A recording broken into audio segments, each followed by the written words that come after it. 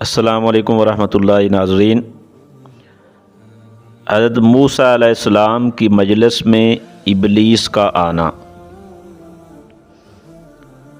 عبد الرحمن بن زیاد رحمۃ اللہ علیہ یہ روایت نقل کرتے ہیں کہ حضرت موسیٰ علیہ السلام ایک مجلس میں تشریف فرما تھے کہ ابلیس ادھر آ تمکا، لمبا سا چوغا پہنے ہوئے اور سر پر مختلف رنگوں کی ٹوپی تھی۔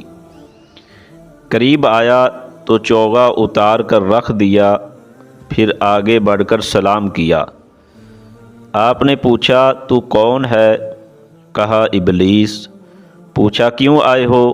کہا سلام کرنے آیا ہوں، کیونکہ آپ کا مقام اللہ تعالیٰ کے ہاں بہت بلند ہے۔ پوچھا یہ چوغا کیسا ہے؟ کہنے لگا اس سے بنی آدم کو فریب دیتا ہوں، دھوکہ دیتا ہوں۔ فرمایا وہ کون سا گناہ ہے جس کے کر لینے کے بعد تو بنی آدم پر غلبہ پا لیتا ہے؟ کہنے لگا جب اس کا نفس خود پسند ہو جائے، اپنے اعمال کو کثیر سمجھنے لگے اور گناہوں کو بھلا بیٹھے تو میں اس پر غلبہ پا لیتا ہوں۔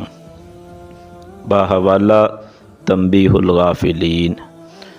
اللہ جل شانہ ہمیں شیطان کے فریب سے ہم سب کی حفاظت فرمائے، آمین ثم آمین۔